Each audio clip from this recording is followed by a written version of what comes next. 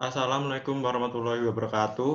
Eh, Kami kelompok F akan memaparkan tentang literatur review yang kami bahas, yaitu dengan judul kombinasi pupuk organik dengan nematoda entomopatogen untuk mengendalikan Spodoptera exigua pada bawang merah.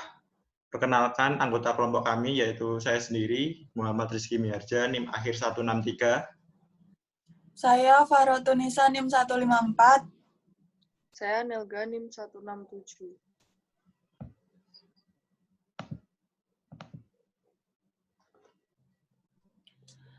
Di sini rumusan masalah dan tujuan yang kami bahas. Yang pertama, rumusan masalahnya, bagaimana efektivitas kombinasi pupuk organik dengan agen hayati NEP untuk mengendalikan hama Spodoptera exigua pada bawang merah.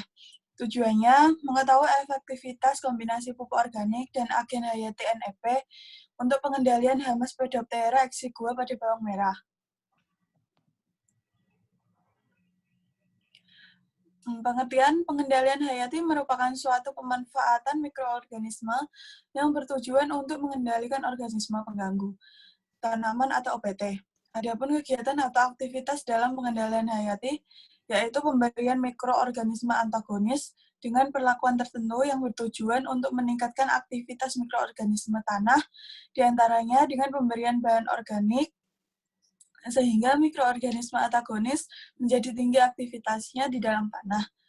Agensi hayati berfungsi untuk menekan populasi patogen sehingga berakibat pada perbaikan pertumbuhan tanaman. Bawang merah. Bawang merah merupakan tanaman komoditas yang paling diunggulkan sejak lama dan telah intensif dibudidayakan di Indonesia. Tanaman ini mempunyai nilai ekonomis yang tinggi dan sudah tersebar luas. Kebutuhan akan bawang merah harus mengupayakan dengan peningkatan produksinya. Adanya serangan OPT di lahan dapat menurunkan kualitas dan kuantitas hasil bawang merah di lahan petani. Hama utama yang menyerang tanaman ini salah satunya yaitu Spodoptera exigua. Klasifikasinya yang pertama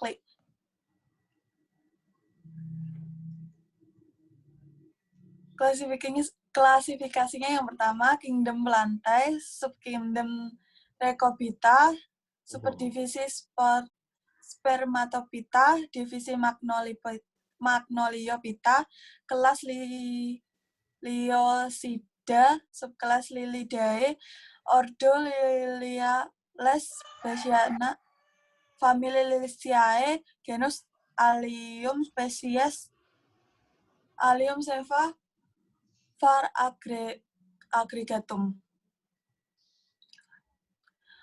Ulat Spodoptera exigua. Hama utama ini umumnya merusak tanaman bawang merah. Serangan hama ini dapat menyebabkan penurunan produksi bawang merah atau kehilangan hasil yang tidak sedikit jika tidak dilakukan upaya pencegahan dan pengendalian. Agar pengendalian hama ulat bawang dapat dilakukan secara tepat, maka harus dikendalikan terlebih dahulu morfologi atau bioekologi, gejala serangan, tanaman inang, dan cara pengendaliannya. Kemudian morfologi, siklus hidup, dan gejala serangan. Ngengat dewasa maupun larva aktif beraktivitas pada malam hari atau nokturnal. Sayapnya berwarna coklat dengan bintik-bintik hitam. Ngengat betina mampu bertelur 500 sampai 600 butir yang diletakkan secara berkelompok pada permukaan daun dan batang, dan ada bulu-bulu putih yang mengelilingi kelompok telur tersebut. Setelah 2 hari, telur tersebut menetas menjadi larva. Larva muda berwarna hijau bergaris-garis hitam pada punggungnya. Sedangkan larva tua dari hijau, coklat tua, dan hitam coklat. Stadium ulat terdiri dari 5 insar. Selama 9-14 hari, ulat hidup di rongga daun. Stadium ulat selama 8-14 hari. Gejala serangannya ada bekas gerakan pada daun. Pada insar akhir, ulat menuju ke tanah membentuk pulpa. Biasanya di sekitar pangkal batang, bawah daun kering, atau partikel tanah. Setelah 5 hari, pupa menjadi ngengat. Kerugian akibat hama Spodoptera exigua tersebut adalah keberadaan hama dan penyakit merupakan faktor pembatas usaha tani bawang merah. Salah satu hama yang banyak menyerang bawang merah adalah ulat bawang atau Spodoptera exigua. Serangan yang cukup berat dari hama ini dapat menimbulkan kehilangan hasil hingga 57%, menurut Rukmana 1994. Pada musim kemarau, kehilangan hasil panen akibat serangan ulat bawang dapat mencapai 100% jika tidak dikendalikan. Kemudian nematoda entomopatogen atau NEP, genus Steinerma dan Heterorhabditis dinyatakan sebagai agen hayati yang efisien mengendalikan ulat Spodoptera exigua. Juvenil stadia 3 atau ICS adalah stadia yang aktif menginfeksi serangga inang melalui anus dan mulut. Di dalam hemokul inang, ICS Steinerma melepaskan bakteri simbion Xenorhabdus dan ICS Heterorhabditis melepaskan Photorhabdus spesies. Toksin yang dihasilkan oleh nematoda dan bakteri akan membunuh inang selama 24-48 jam setelah investasi. Senyawa toksin itu dari senyawa antimetabolik seperti xenocoumaxin, xenohabdins, nematopin. Terus senyawa antibiotik seperti xenosides dan indoles. Terus senyawa nematisidanya stilbenes dan insektisida. Nematoda berkembang menjadi dewasa dengan memakan bakteri simbion dan degradan jaringan inang. Nematoda menghasilkan 2-3 generasi baru di dalam inangnya. Ulat yang terinfeksi berwarna menjadi kuning kecoklatan dan jaringan tubuh bagian dalam lunak akibat serangan bakteri simbion. Lama-kelamaan ulat akan mati. Mekanisme patologi nematoda entomopatogen pada saat masuk serangga inang yaitu dengan jalan penetrasi secara langsung melalui kutikula ke dalam hemokul atau melalui lubang-lubang seperti spirakel, mulut, dan anus. Nah, ini adalah potensi dari nematoda entomopatogen. Yang pertama itu lebih aktif mencari inangnya. Patogenisitas dan daya penetrasinya tinggi, terus kisaran inangnya luas, perkembangbiakannya sangat cepat, dan siklus hidupnya sederhana.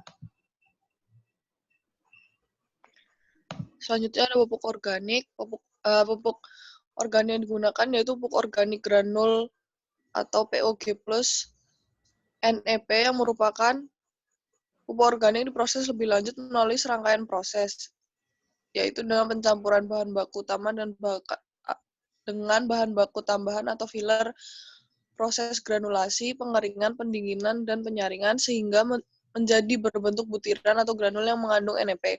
Untuk meningkatkan kualitas POG, khususnya dari sisi kelimpahan mikroba fungsional, maka terhadap produk POG biasanya diperkaya dengan penambahan pupuk hayati seperti penambahan NEP.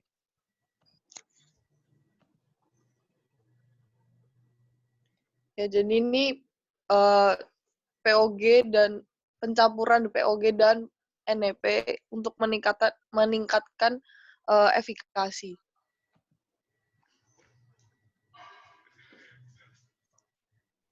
Pengaruh kombinasi itu menggunakan pupuk organik granul plus NP bagi tanaman, ia dapat meningkatkan pertumbuhan tanaman. Lalu untuk pengaruhnya terhadap agen hayati yaitu dapat meningkatkan populasi NP dalam tanah. Menurut Eka Anwar DKK pada 2008 pada tabel 1 kepadatan populasi nematoda tertinggi terdapat pada lokasi Desa Benda 2 yaitu mencapai 166 ekor. 1-1 gram tanah di mana kondisi tanah pada lahan ini mengandung kadar C tanah paling rendah dibanding lokasi-lokasi lainnya yaitu 2,12%. Demikian juga kandungan N relatif lebih rendah dibanding N tanah lokasi lainnya. Nah, data ini menunjukkan kepadatan populasi nematoda berbanding terbalik dengan kandungan C dan N tanah.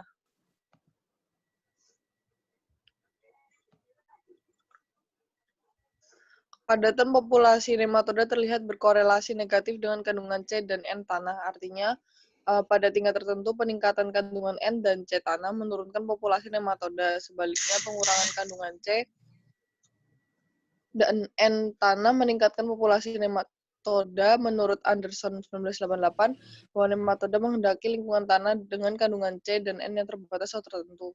Menurut WIDKK 2015, penggunaan pupuk organik dengan C atau N rasio tinggi dan belum matang dapat menimbulkan kekahatan N, sehingga menyebabkan produk pupuk organik tersebut masih bersifat panas dan beracun bagi mikroorganisme. Akibatnya akan menurunkan mikroba tanah termasuk NEP yang diaplikasi. Sebaiknya penambahan bahan organik yang akan digunakan harus sudah matang dan terdekomposisi dengan baik. Selain berguna bagi NEP, adanya bahan organik juga dapat sebagai tempat berkembang biaknya NEP serta bakteri yang bersimbiosis dengan NEP dan sebagai sumber makanannya. Menurut Agustini 2017, aplikasi kombinasi pupuk organik granul plus NEP dan agen hayati NEP Heterorhabditis spesies dibandingkan dengan kombinasi pupuk organik dengan jamur Beauveria bassiana dan pupuk organik dengan pupuk nabati lebih tinggi menurunkan populasi hama Spodoptera exigua sampai 72,26%. Aplikasi kombinasi pupuk organik granul plus NEP dan agen hayati NEP Heterorhabditis spesies meningkatkan pertumbuhan tanaman bawang merah lebih optimal. Jadi kombinasi pupuk organik granul plus NEP dan agen hayati NEP Heterorhabditis lebih efektif.